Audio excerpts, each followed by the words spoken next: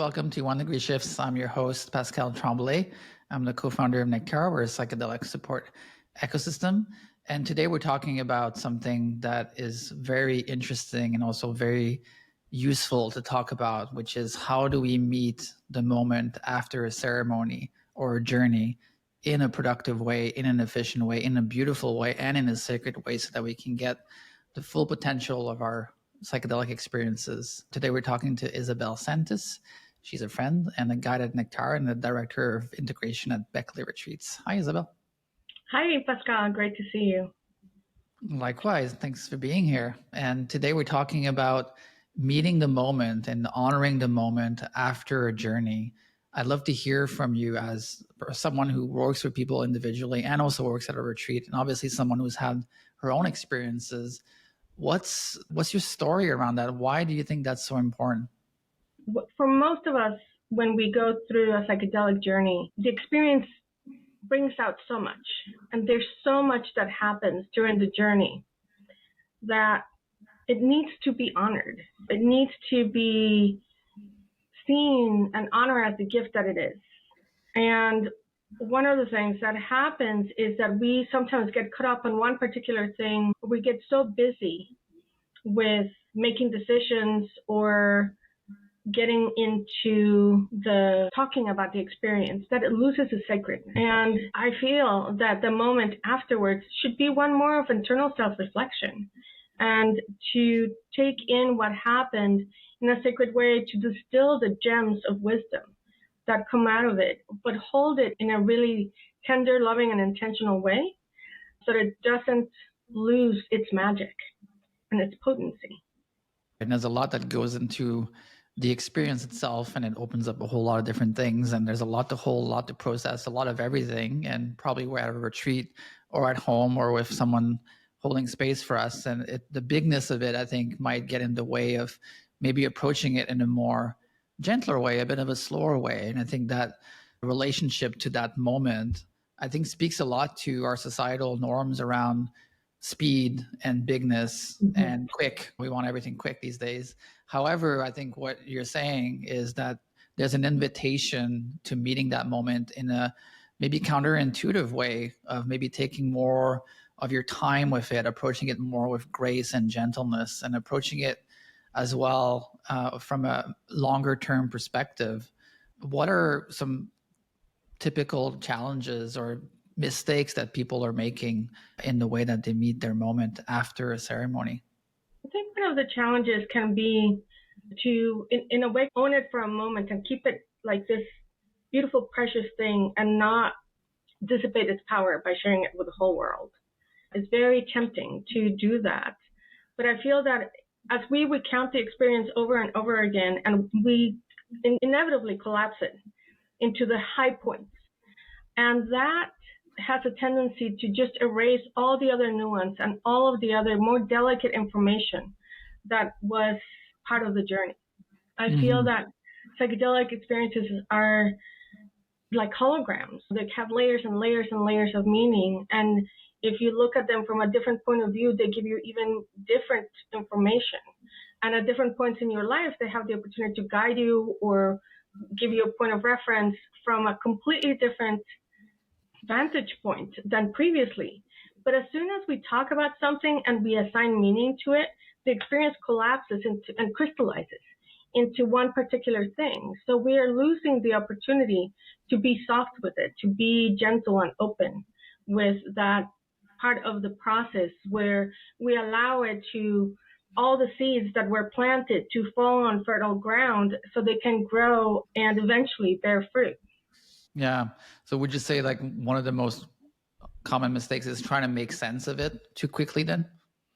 Yeah. And trying to make literal sense of it, because our unconscious does not speak in regular ways. It speaks in imagery and metaphor. Making sense of the experience, it's often very contextual. And whatever the context of of your situation right now, that is what you can collapse the meaning to. But if you ask yourself, how is this applied to this other type of situation, then you get a different answer. I have a story actually that specifically illustrates that point I'd like to share.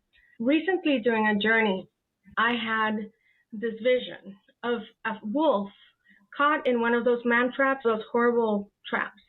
And its paw was caught in there, and it was chewing on its foot to eat its foot off so it could escape the trap.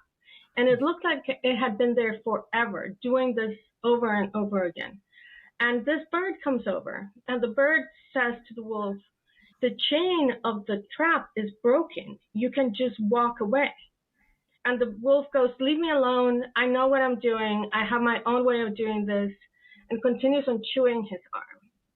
And then the squirrel comes over, and the hinge, it's broken. It's just the only thing holding it together is that you're putting pressure on it. Why don't you move your hand and see if it comes off? And the wolf says, leave me alone. I have my own way of doing this, and I know that I need to chew my hand off to get out of this trap. And then this whole thing comes, and the animals are really sad for the wolf, and then decide to put a blanket over it because it's so difficult to watch him try to chew its leg off when it can just walk away. And this gave me information on a particular situation in my life, on someone that's suffering a lot. And it gave me this insight into what was going on with them. But then I asked myself, in what way am I like the wolf? In what way am I stuck in my own prison and in my own fixed way of thinking and being that is not allowing me to look at a different perspective, or is not allowing me to accept help when it's offered, or is not allowing me to seek an alternative solution? And that just opened up this whole new doorway. I kept on thinking of this thing and then this other thing and this other thing. Right. So there was an original meaning that was really direct, right? It made absolute sense for that particular situation. But then there was this other doorway that, but through my inquiry, I opened up.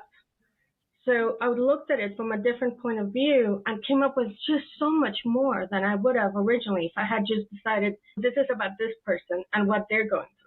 Yeah, which is collapsing it into one thing, right? Is that what you were referring to? Yeah.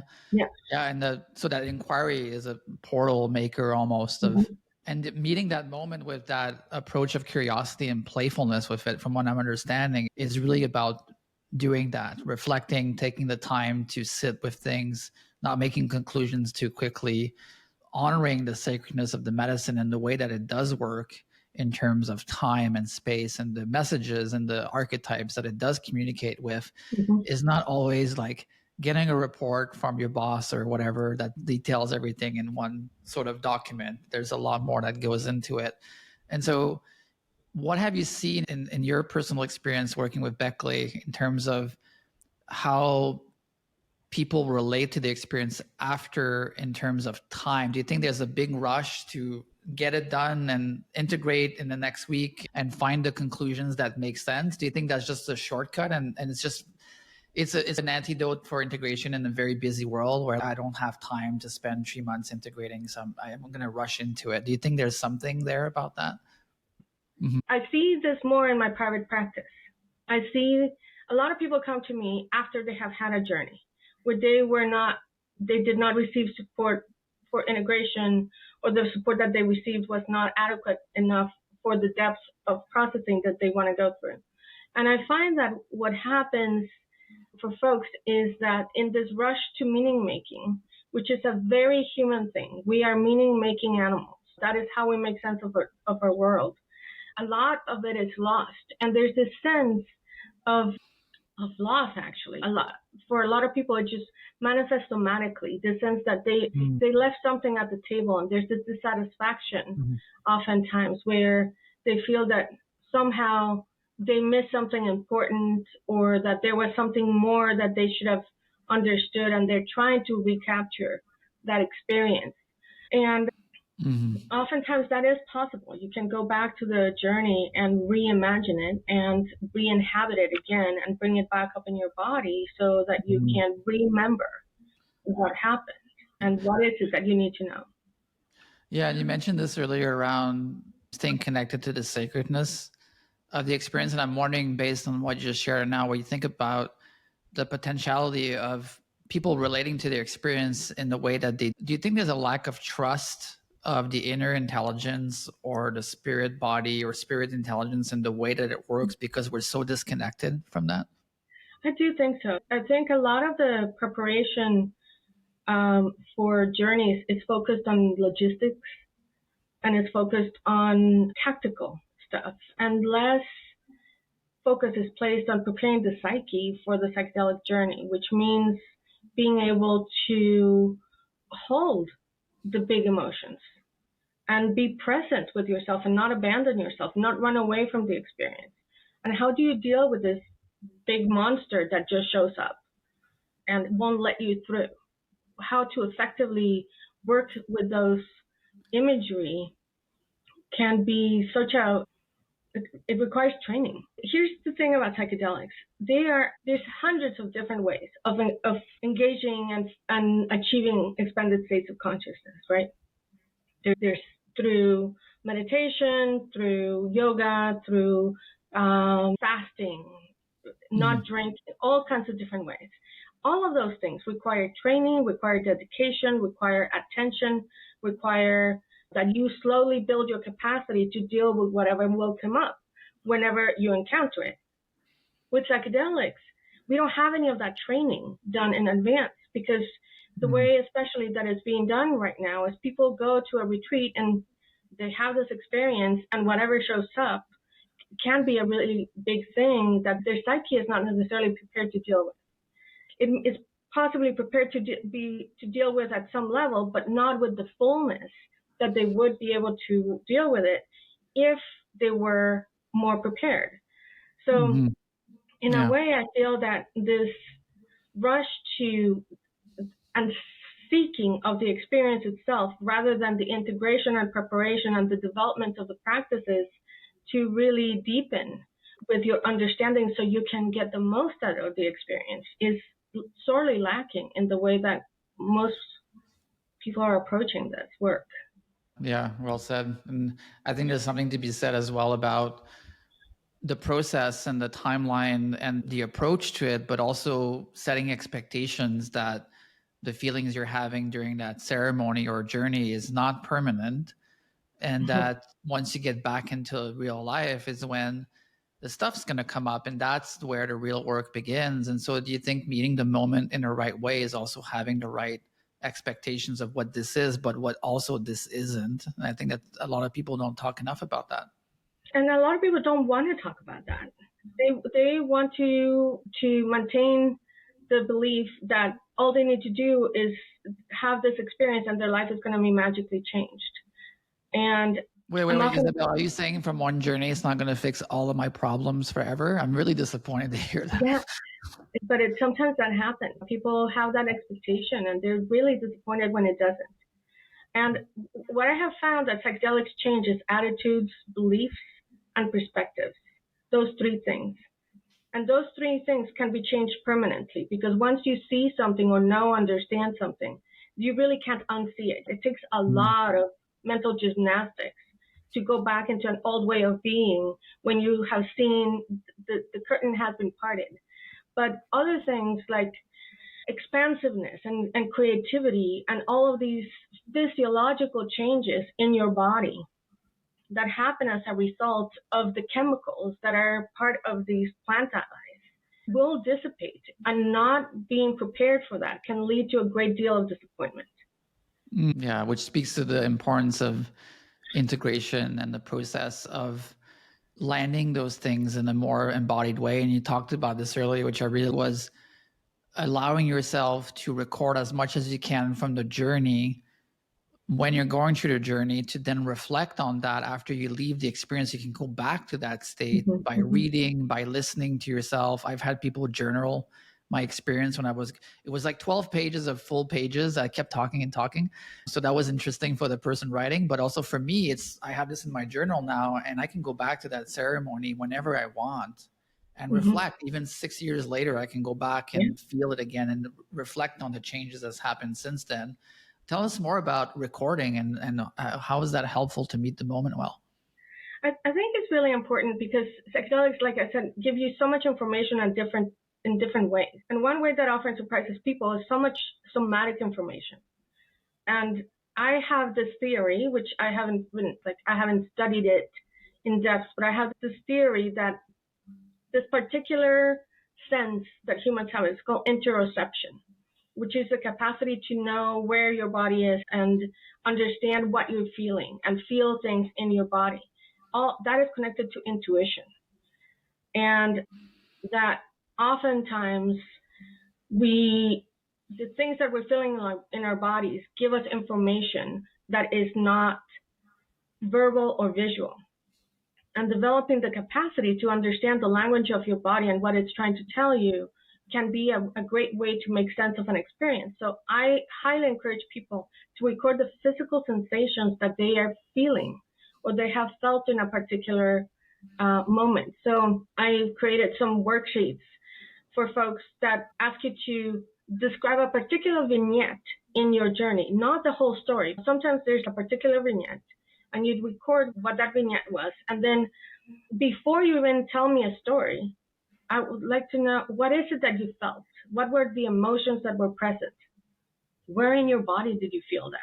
What memories, what thoughts came up for you while during that time?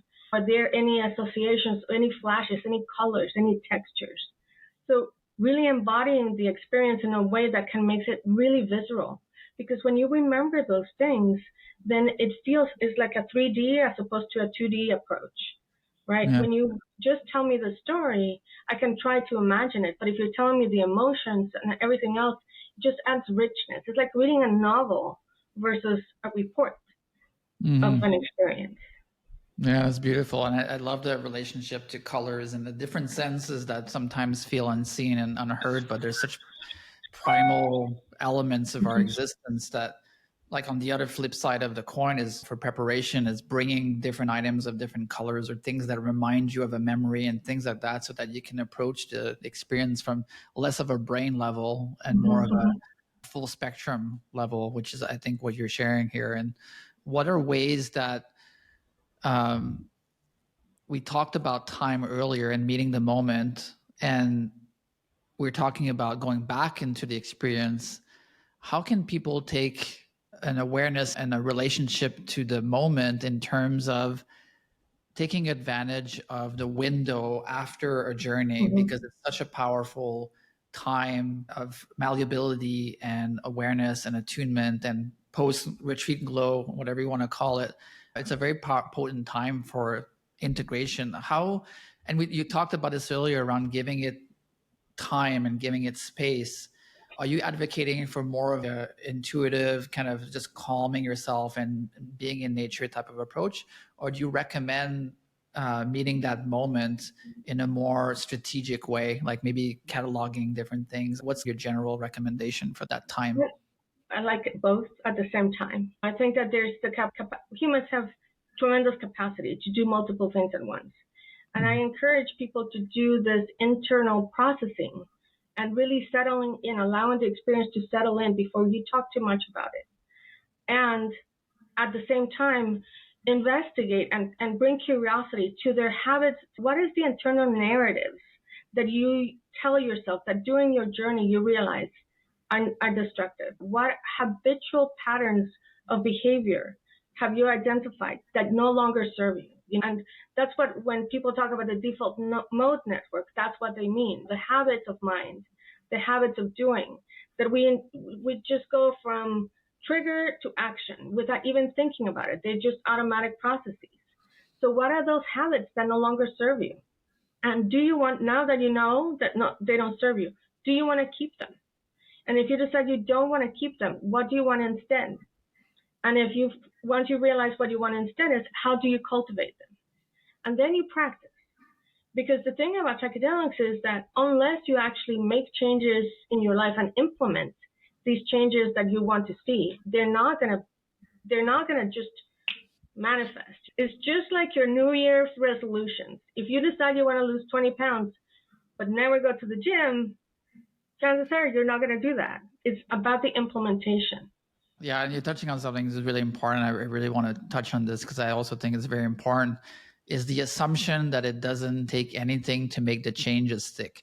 And I've talked to a lot of facilitators and retreats, and the common thread is, even with people that offer free integration, a lot of times people don't take them up on it. And I wonder what your perspective is. Is it ego? Is it lack of understanding? Is it all of the above? What do you think? I think it's two things. I think there's, especially in the retreat and experience world, there's two things happening at once. One is that people are seeking the experience and they're chasing that dragon, and they're wanting to operate on that high note.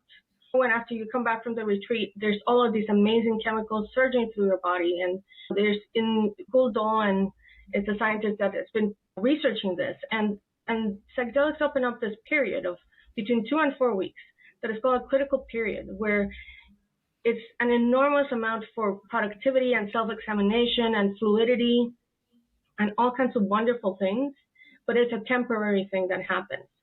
But a lot of folks just want that. They just want that high note. They're not willing to go deep into the, and explore the base notes of their experience, the deeper underlying patterns of behavior that lead to dysfunction. So in a way, it's a way of spiritual bypassing, because they're staying up in this level and not really willing to go down. So they don't want the integration, because the integration will make them go down into this exploration of all the other stuff that is happening. I'm doing constellations work right now with a therapist, and the whole premise of constellations is to honor all the parts of someone's system and bringing them back into awareness so that the energy in the system can flow in a healthy way. And what I'm hearing from you is this apprehension to revising old stories and patterns and revising or going back into things that might seem really disgusting and hurtful. Where do you think that comes from? And obviously it's different for everyone, but what are some reasons why this is happening? And how do you think that people that are working in this space can help support and nurture something that seems fairly prevalent in people? I don't want to go deeper. I just want the experience. Is it the role then of the facilitator and the guides to implement the program and be like, you need to take this? Or how do you feel? Maybe it's everyone's agency, of course, they can decide to do that or not. Maybe that's all there is. I think sharing stories is probably the best, because plenty of stories of people that can tell you that after that they didn't do the integration or they didn't take it seriously. I recently talked to someone, for example, who has been to a retreat for three consecutive years and spent a nice chunk of change on doing this work. And by his own admission, he's doing a retreat again because they didn't spend time with integration. They didn't do the practices. They didn't stay with their meditations. They didn't do the things that they knew were supposed to be done. They went from the retreat, 2 days of travel, back into work. And the challenge is, you may have gone through a transformative experience after a retreat or an experience, but the people and the systems and the structures of your life did not go through that same transformative experience. So when you come back into your old life, it's like your shoes don't fit all of a sudden. And then you're like, this does not feel right. But then you need to go for a walk anyway. So you put on the shoes even though they don't fit. And eventually they fit again because you went back to the old shoe size. And that's the problem, that if you don't take the time to revise the structures in your life that no longer serve you, if you don't take the time and the effort that it's required to examine your relationships, what relationships do I want to cultivate in my life? Or what relationships am I ready to let go of? Or how do I need to modify this particular relationship so it actually is healthy and not something that is draining? Or same with work. Is this work something that I can stand behind and be okay about it? How many people go to a psychedelic retreat because they hate what they do with life? And then they come back into the same thing. And now they have this self-awareness that they hate it and they know why. And they know what's wrong with the situation, and yet they do nothing about it. And their misery is compounded because you cannot unknow something once you know it. And then that knowing of that thing from the box that just came out, and then interfacing with the old paradigm can create a lot of frustration and disappointment and negative feelings that exasperate. And I'm not sure that's the right word, but it makes it worse. Exacerbate, yes. It makes the whole experience even worse than if by simply not integrating, you're also adding a layer of negative relationship to it, which can create a lot of harm, which makes you want to go to another retreat because obviously it wasn't enough medicine the first time. I need to add a bit more. Yes. So that's where you get this chasing, right? Because people go from one retreat to another chasing the high feelings and not really willing to make the structural changes in their life that are required to enable them to have the life that they need. And I'm also saying this with a full understanding that it's not easy, and that sometimes there's things that preclude you from making any changes at all. My assumption here is that you have agency over being able to make certain changes, and sometimes you don't. You have people depending on you, have a mortgage and family, and your parents are sick, and you're the sole supporter. All of these things, it may be that you don't have the option of changing the big parts of your circumstances, but you can find other smaller things that you can do where you can exercise your agency and develop different habits or different ways of looking at things that can be more sustaining. And that's another way in which integration can really help. Reframing, telling different narratives, and changing the way that we approach and look at situations so that they are less of a drain on our resources. What would you recommend? I have a story as well of going to a beautiful ayahuasca ceremony. It was amazing, of course. And then the morning after, I got a phone call from someone I wasn't in real harmony with. And I crashed right back and collapsed back into the stuff that I thought I had left behind the night before, which obviously was an illusion, but it changed my nervous system completely. And just with that moment, completely changed my whole direction in terms of integration. So what would you recommend as tactics or tools or approaches for people that are leaving a retreat or leaving an experience and are faced with, like you said, the stuff that it's not going to change overnight. You're going to go right back into it. How can someone better prepare themselves, especially given the often tiny time period? I'm assuming with Beckley, a lot of people travel to Jamaica and go there and leave a few days after. It's very transient. What are ways to get ready for that kind of going back to the real world?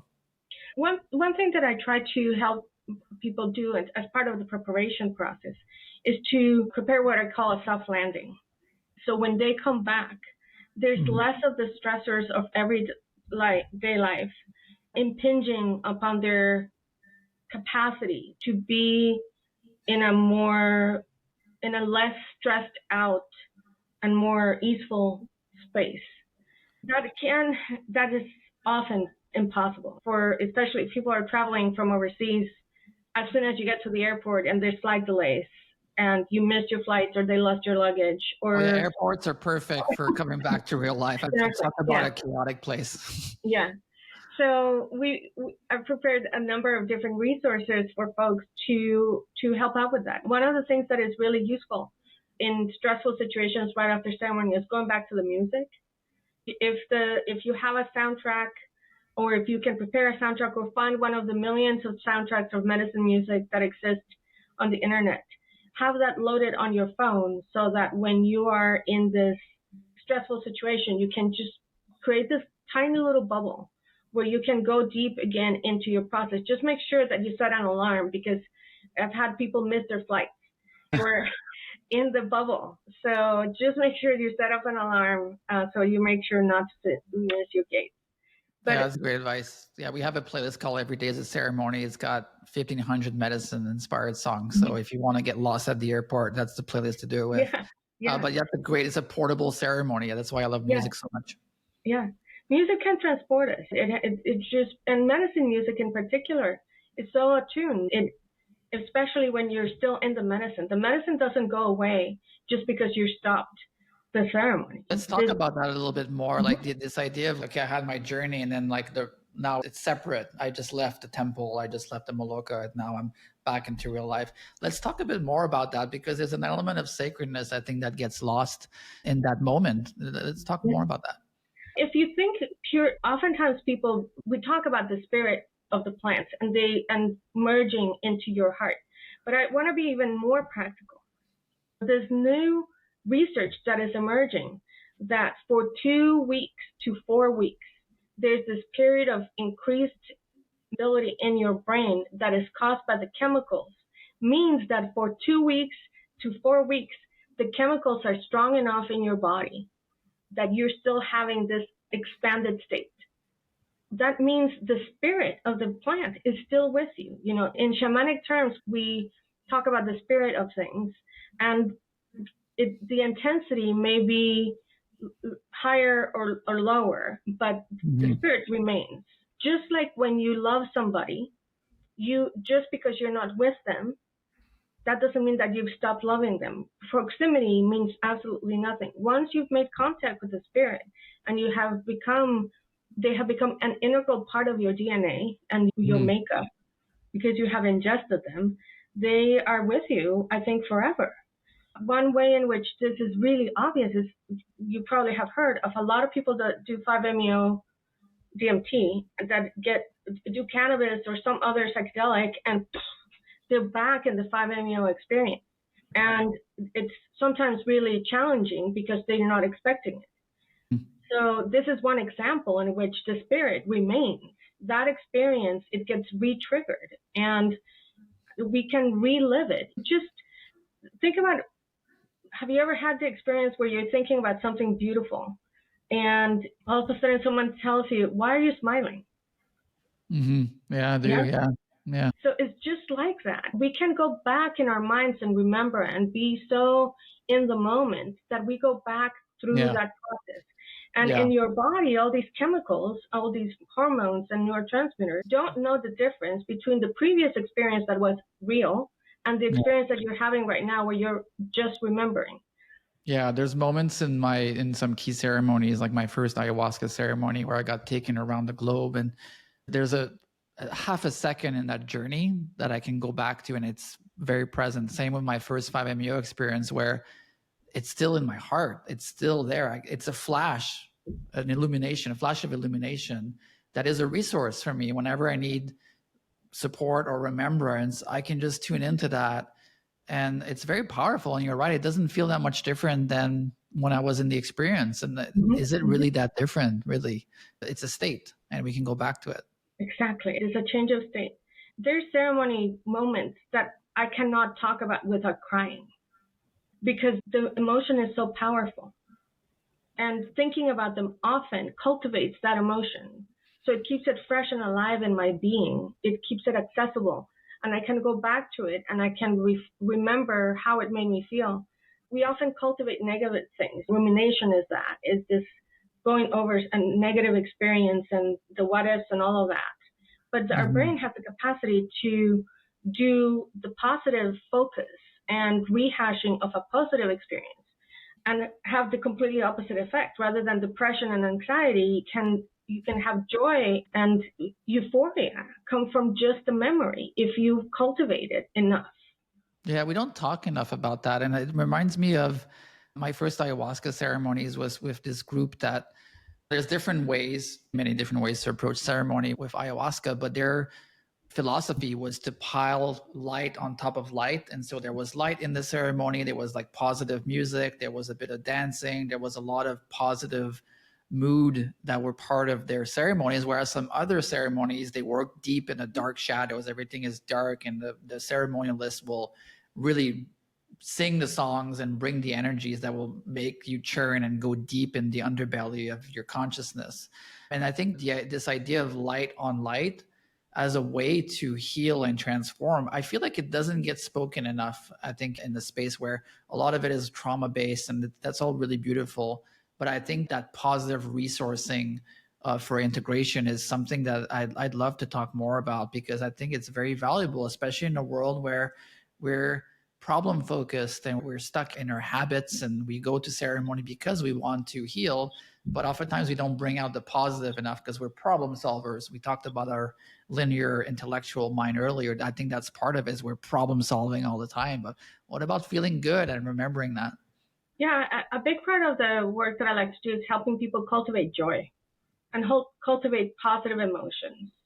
And I think that is an underutilized skill, because the negativity bias in our brain notices I think it's 8 times more negative things than positive ones. I didn't know that.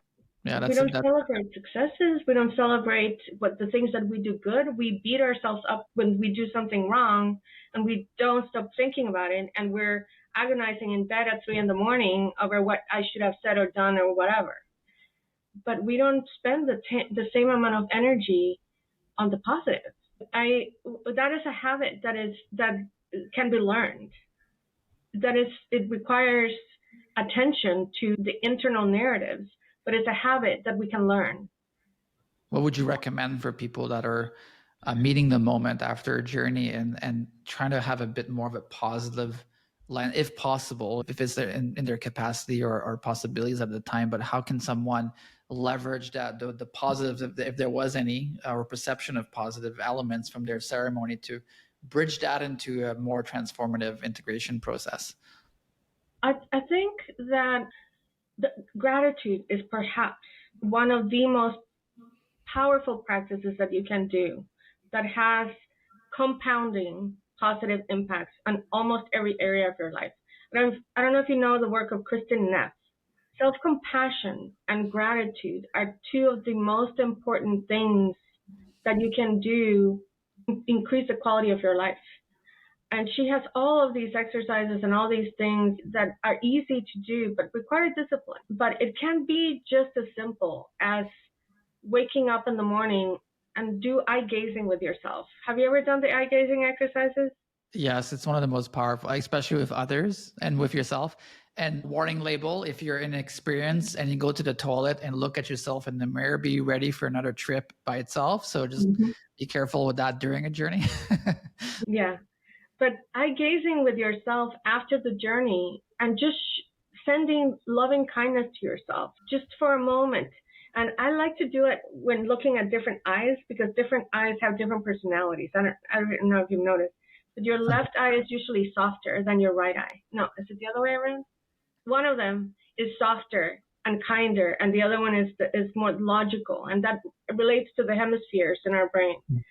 So I like to do that to each one of my eyes, and to say something nice and be kind to myself. And then I switch to the other eye and make eye contact with, because we cannot focus on both of our eyes at the same time. We have to choose one or the other. So I choose both. And it's really beautiful, because we are so hard on ourselves all the time. So hard on ourselves. But these small things that we can do to just be gentle and kind for change, even if it's once a week, it makes a difference. Yeah, I was talking to Shiri on the podcast this week about war and how we live in a violent system. And so when we grow up in a violent system, then we end up being violent towards ourselves. And so how do we find the small places where the inner critic dominates? And I've had those moments at 3 a.m. I'm like, oh my God, why did I do, like, just ruminating on that and then just sinking myself into the sand and adding a bunch of rocks on it. That feels terrible. And I think it's also a common habit that we have to look at the negative, because it puts us in danger and our lizard brain gets activated and we start finding solutions to things that are challenging to deal with. And so changing that habit then to having a more positive outlook seems like a really good, powerful tool for integration. And I'm curious to hear, as we're closing the episode here, we talked a lot about the common pitfalls of meeting the moment after a journey. What's your vision for this space in terms of supporting that better? What do you see in the future? I was talking to someone yesterday and we shared together about this idea of having retreat centers, having sister projects or sister locations specifically for integration, to give people that time, to give people that space, to give people the opportunity to really sink into an oasis of integration so they can tap into these beautiful ideas and insights you shared today, to give them the space to do that? What are some things that come up to you when we talk about the future of this space and how we can support this better? I think that's so important. One, it's so necessary to make the space for the integration as sacred as the space for the ceremony. Mm-hmm. And because the truth is that we don't honor the medicine until we actually take the gifts that we were given and put them into action in our lives. I often feel that people that do a lot of ceremony over and over again and they don't do integration is they're drinking at the fire hose, right? There's this abundance of gifts being given to them. And what they're taking is just this tiny percentage because the volume is so great. And that becomes disrespectful to us after a certain point when you keep on going for more and more. I have had experiences. Ayahuasca is one of those teachers that is, no, I've given you enough already. Have you done your homework? I don't know about you, but my relationship with her, she's very much the tough mama. Oh yeah, my most important experience was basically passing out and having a black screen the whole night and howling at the moon and rolling, no memory at all whatsoever after. And the message was tough love of sit down, slow down, integrate, and come back in a couple of years, maybe. It's so true. But if we're going to be honoring these medicines, we really need to take into account that they have given us so many gifts, and that, what are we doing with those gifts? Are we just like throwing them back in a pile because we're just looking for the one gift? It's not a bag of Skittles.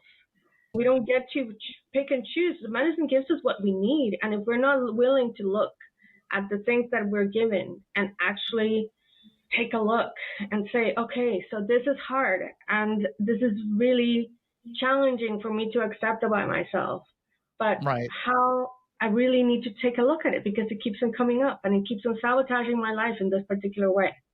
It's honoring the entire spectrum of the human experience. So you don't get to just pick the red Skittles like I would do as a kid, and then the other ones are secondary and maybe I won't eat them today, but you don't get to pick and choose. And really honoring the full spectrum of the experience itself and the teachings that it does give. And I love that you brought up the honoring of that gift. First of all, it's a privilege.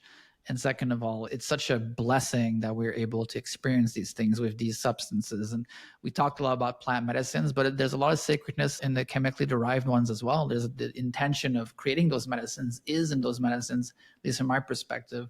But honoring also the present moment of imbibing a medicine, to me, is a sacred, regardless if it comes from a plant or anywhere else. So thank you so much, Isabel. That was lovely. Thank you, Pascal. Really grateful for this talk and grateful for your work in the world. And I really appreciate your insights today. It was really, really lovely. Thank you. Same here. I really appreciate the amazing work that you're doing and that you're putting together this amazing resource for folks with so many highly ethical and beautifully diverse group of healers. So thank you so much. Yeah, takes one to know one. Thank you so much. Okay. Take care. Bye.